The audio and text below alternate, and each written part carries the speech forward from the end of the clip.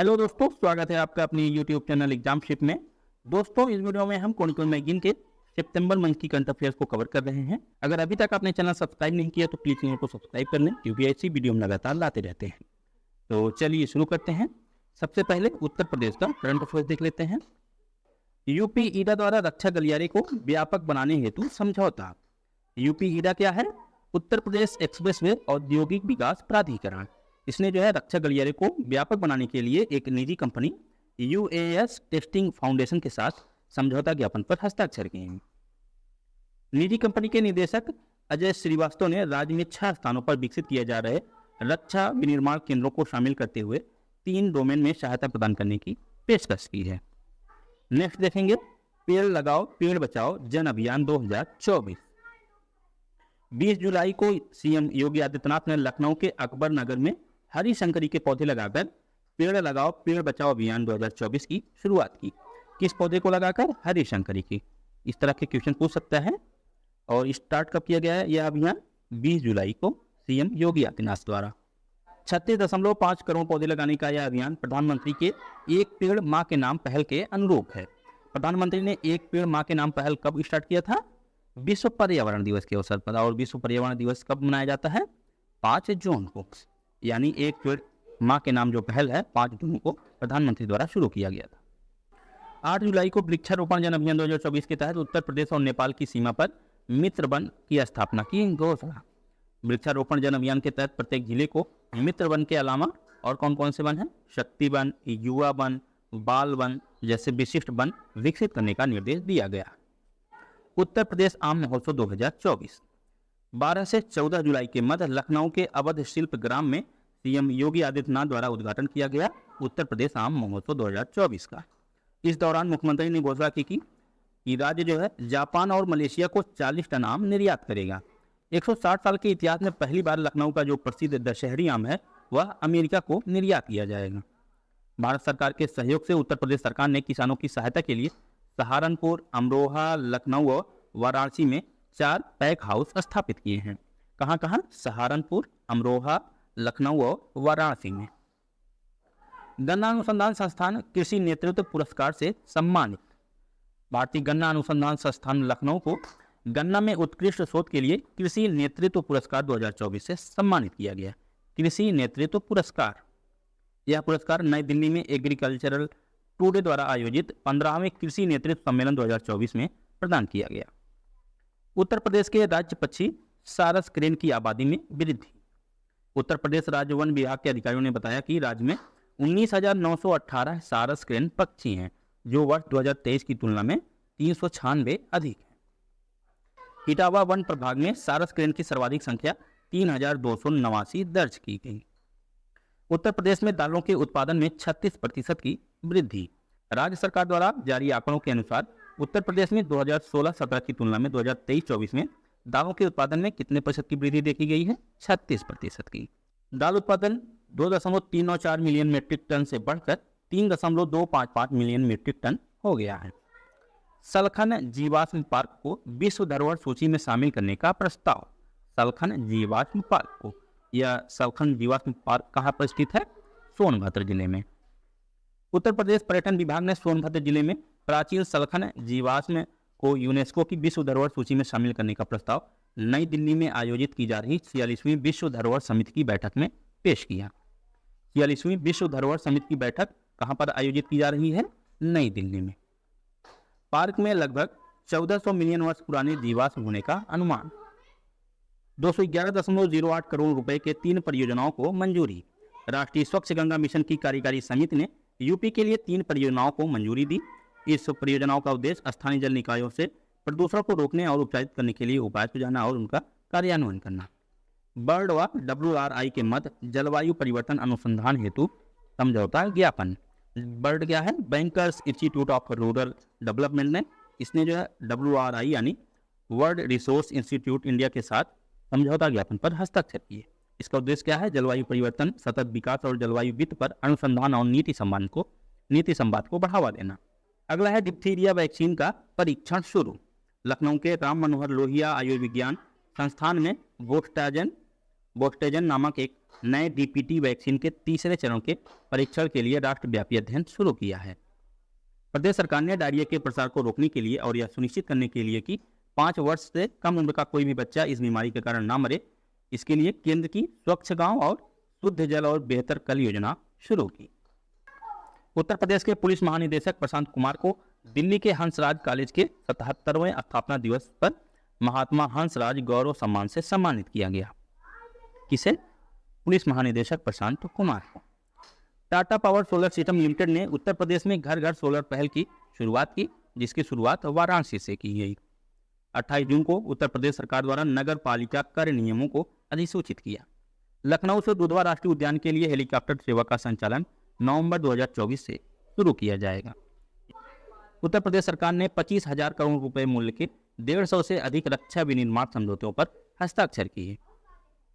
अन्य राज्यों के करंट अफेयर्स को देख लेते हैं। बिहार सार्वजनिक परीक्षा विधेयक 2024 विधेयक में 3 से 5 वर्ष की कैद और 10 लाख रुपए तक के जुर्माने का प्रावधान है। विधेयक के तहत परीक्षा का खर्च भी सेवा प्रदाता से वसूला जाएगा और उन्हें 4 वर्ष के लिए ब्लैकलिस्ट किया जाएगा। किसी समूह की संलिप्तता पाई गई तो 5 से 10 वर्ष की सजा और 1 करोड़ रुपए का जुर्माना होगा। विष्णु पद और महाबोधि कॉरिडोर। वित्त मंत्री निर्मला सीतारमण ने अपने केंद्रीय बजट भाषण के दौरान घोषणा की कि बिहार में गया में विष्णुपद मंदिर और बोध गया में महाबोधि मंदिर कॉरिडोर परियोजना बनाए जाएंगे। कहां पर? गया में विष्णुपद मंदिर और बोध गया में महाबोधि मंदिर कॉरिडोर। कोसी नदी के जल के दोहन हेतु 11,500 करोड़ रुपए आवंटित। वित्त मंत्री निर्मला सीतारमण द्वारा पेश किए गए बजट में इसकी घोषणा की गई। कोसी नदी को बिहार का शोक भी कहा जाता है। प्रधानमंत्री कॉलेज ऑफ एक्सीलेंस। केंद्रीय गृह एवं सहकारिता मंत्री अमित शाह ने मध्य प्रदेश के सभी 55 जिलों में 486 करोड़ रुपए की लागत से बनाए गए प्रधानमंत्री कॉलेज ऑफ एक्सीलेंस का वर्चुअल उद्घाटन किया।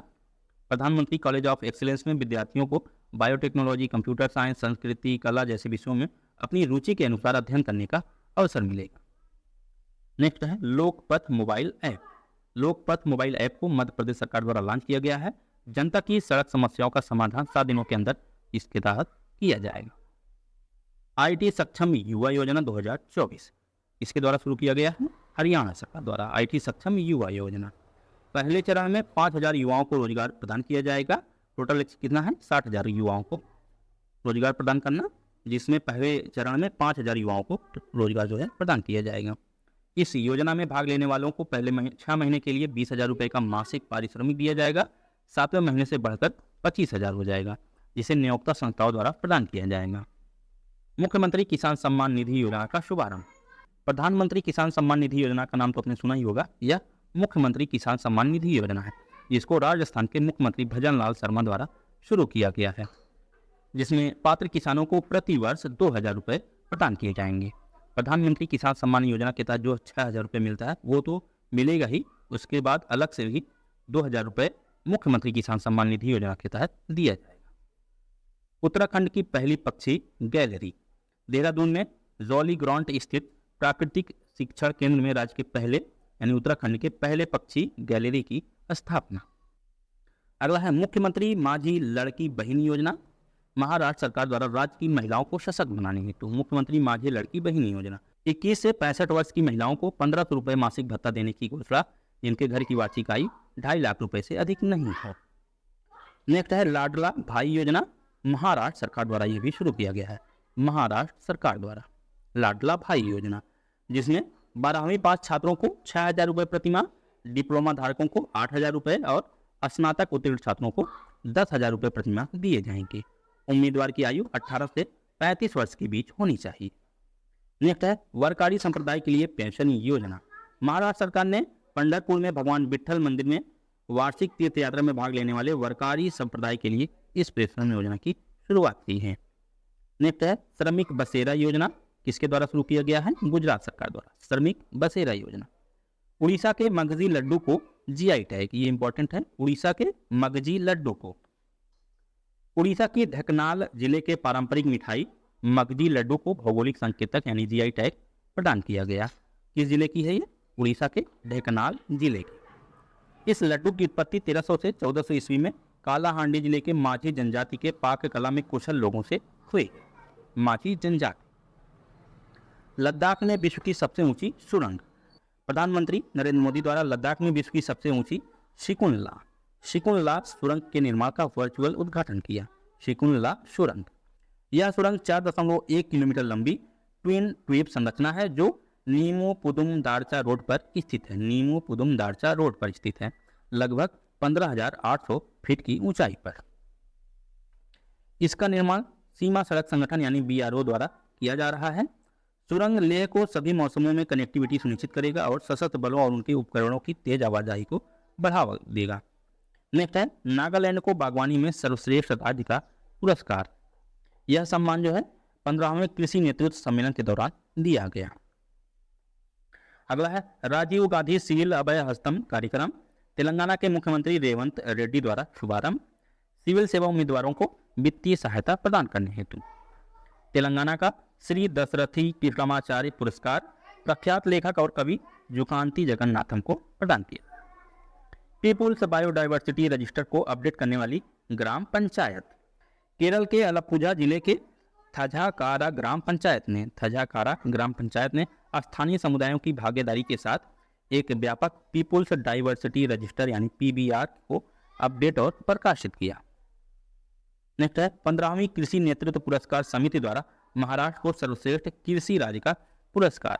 आंध्र प्रदेश के मुख्यमंत्री चंद्रबाबू नायडू द्वारा NTR भरोसा पेंशन योजना का शुभारंभ। झारखंड के सभी अभ्रक खदानें जो हैं बाल श्रम मुक्त घोषित। सिक्किम द्वारा पर्यटन वाहनों में कचरा बैग अनिवार्य। किसके द्वारा? सिक्किम द्वारा। मध्य प्रदेश के मुख्यमंत्री मोहन यादव के नेतृत्व में मध्य प्रदेश मंत्रिमंडल ने निर्णय लिया है कि राज्य के मंत्री अब अपने वेतन और भत्तों पर आयकर का भुगतान अपनी जेब से करेंगे। छत्तीसगढ़ सरकार ने राज्य की कल्याणकारी नीतियों के प्रभावी कार्यान्वयन हेतु सुशासन एवं अभिसरण विभाग बनाने का निर्णय लिया है। इसके द्वारा छत्तीसगढ़ सरकार द्वारा। राष्ट्रीय करंट अफेयर देख लेते हैं। प्रोजेक्ट अस्मिता का शुभारंभ। शिक्षा मंत्रालय तथा विश्वविद्यालय अनुदान आयोग यानी UGC ने अगले 5 वर्षों में भारतीय भाषाओं में 22,000 किताबें विकसित करने के लिए अस्मिता परियोजना की शुरुआत की है। डिजिटल भारत निधि दूरसंचार विभाग की एक पहल है। इस धनराशि का उपयोग दूर दराज और ग्रामीण क्षेत्र में दूरसंचार नेटवर्क के विस्तार के लिए किया जाएगा। वॉयस ओवर कलाकारों हेतु अपस्किलिंग कार्यक्रम द वॉयस बॉक्स। राष्ट्रीय फिल्म विकास निगम ने भारत में वॉयस ओवर कलाकारों के लिए द वॉयस बॉक्स नामक एक कौशल उन्नयन कार्यक्रम शुरू करने के उद्देश्य से नेटफ्लिक्स इंडिया के साथ समझौते पर हस्ताक्षर किए। CSIR और स्वामीनाथन रिसर्च फाउंडेशन के मध्य समझौता। CSIR और स्वामीनाथन रिसर्च फाउंडेशन के मध्य भारत में ग्रामीण, आदिवासी और कृषक समुदाय के बीच आजीविका के अवसरों को बढ़ाने हेतु यह समझौता किया गया है। अगला है 25 जून संविधान हत्या दिवस। गृह मंत्री अमित शाह ने घोषणा की है कि केंद्र सरकार ने 25 जून को संविधान हत्या दिवस के रूप में मनाने का फैसला किया है। 25 जून 1975 को तत्कालीन इंदिरा गांधी के नेतृत्व वाली कांग्रेस सरकार ने संविधान के अनुच्छेद 352 के साथ देश में राष्ट्रीय आपात लगाया था और जो 21 महीनों तक देश में लागू रहा था। राष्ट्रपति केवल केंद्रीय मंत्रिमंडल के लिखित सलाह पर अनुच्छेद 352 के तहत आपातकाल लगा सकते हैं। राष्ट्रीय भूस्खलन पूर्वानुमान केंद्र का उद्घाटन।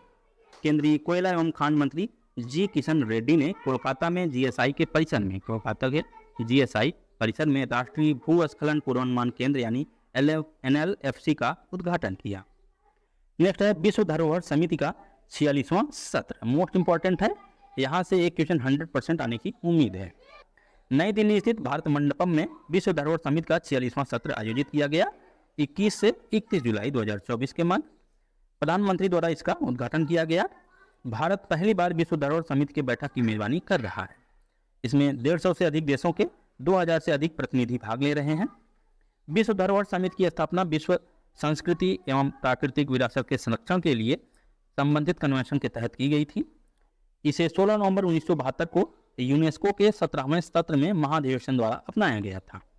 500वें सामुदायिक रेडियो स्टेशन का उद्घाटन मिजोरम के आइजोल में अपना रेडियो 90.0 FM स्टेशन के नाम से सूचना प्रसारण तथा रेल मंत्री अश्विनी वैष्णव द्वारा इसका उद्घाटन किया गया। कहाँ पर? मिजोरम के आइजोल में। 3 परीक्षण सुविधाएं स्थापित करने हेतु समझौता ज्ञापन। रक्षा मंत्रालय ने डिफेंस टेस्टिंग इंफ्रास्ट्रक्चर स्कीम के तहत तमिलनाडु औद्योगिक विकास लिमिटेड के साथ चेन्नई में समझौता ज्ञापन पर हस्ताक्षर किए।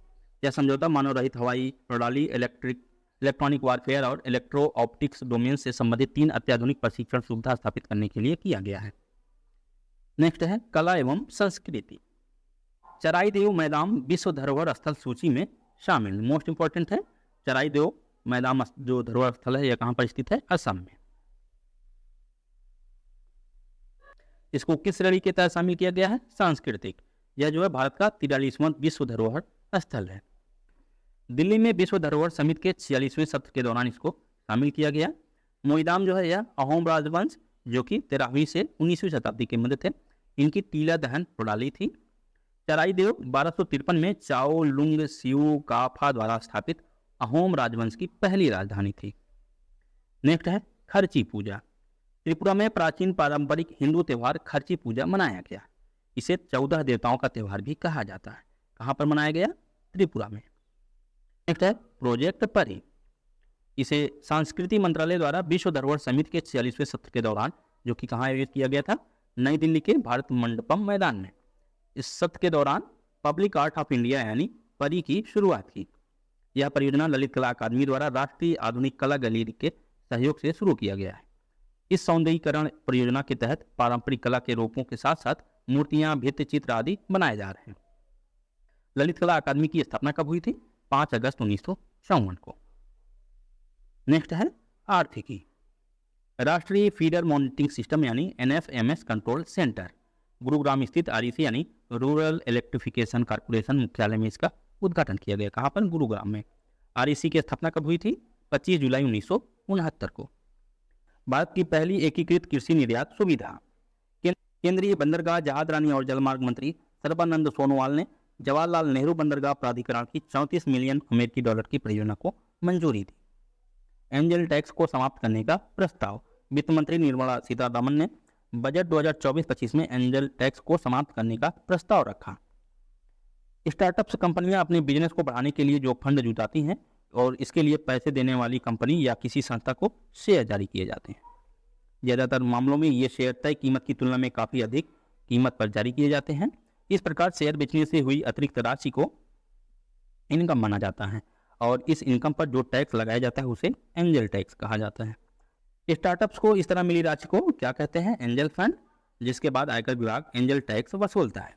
एंजल टैक्स को 2012 में शुरू किया गया था, जिसका उद्देश्य धन शोधन यानी मनी लॉन्ड्रिंग को रोकना है। नेक्स्ट है खनिज अन्वेषण हैकाथॉन का शुभारंभ। केंद्रीय कोयला एवं खान मंत्री जी किशन रेड्डी द्वारा। कहाँ पर शुभारंभ किया गया? हैदराबाद में। विजिंजाम अंतर्राष्ट्रीय बंदरगाह। भारत ने केरल के विजिंजाम में अडानी समूह के नवनिर्मित अर्ध स्वचालित ट्रांसशिपमेंट बंदरगाह पर अपने पहले मालवाहक जहाज का औपचारिक रूप से स्वागत किया। भारत के खुदरा डिजिटल भुगतान में व्यापक वृद्धि की संभावना। केरनी और अमेजन पे द्वारा हाउ इंडिया पेज नामक शीर्षक के तहत यह कहा गया कि भारत का खुदरा डिजिटल भुगतान 2030 तक दुगना होकर $7 ट्रिलियन हो जाएगा। अध्ययन के अनुसार खुदरा लेन देन के लिए भारत का डिजिटल भुगतान वित्तीय वर्ष 2023-24 में $3.6 ट्रिलियन था। UPI लेन देन की शुरुआत कब हुई थी? 11 अप्रैल 2016 को। ADB यानी एशियन डेवलपमेंट बैंक द्वारा भारत की GDP वृद्धि दर का अनुमान। ADB ने वित्त वर्ष 2024-25 के लिए भारत की GDP वृद्धि दर का पूर्वानुमान 7% पर बरकरार रखा है। नेक्स्ट है ड्रेज सेडिमेंट के मूल्यवर्धन पर शोध प्रस्ताव को मंजूरी। पत्तन पोत परिवहन एवं जलमार्ग मंत्रालय ने ड्रेज सेडिमेंट के मूल्यवर्धन पर शोध प्रस्ताव को मंजूरी दी। ड्रेज सेडिमेंट को उपयोगी निर्माण वस्तु में बदलकर पर्यावरण संबंधी समस्याओं का निदान सुनिश्चित किया जा सकता है। भारत सरकार और ADB के मध्य ऋण पत्र पर हस्ताक्षर। $170 मिलियन के नीति आधारित ऋण पत्र पर। किसकी मत? भारत और ADB के मध्य $170 मिलियन के नीति आधारित ऋण पर। भारत के स्वास्थ्य प्रणाली को उन्नत करने के लिए और भविष्य की महामारियों से निपटने की क्षमता में सुधार के लिए। ADB की स्थापना कब हुई थी? 1966 में और इसके सदस्य देशों की संख्या वर्तमान में कितनी है? 68 और इसका मुख्यालय है फिलीपींस के मनीला में मॉडल्यू यांग में। तो दोस्तों इस वीडियो में इतना ही। बाकी बचे हुए टॉपिक्स को हम लोग नेक्स्ट वीडियो में कवर करेंगे। अगर आपको वीडियो यूजफुल लगा हो तो प्लीज़ वीडियो को लाइक करें और चैनल को सब्सक्राइब करें। इसका PDF एग्जाम सीख के टेलीग्राम ग्रुप में शेयर कर दिया जाएगा, जिसका लिंक वीडियो के डिस्क्रिप्शन में दिया गया है। Thank you.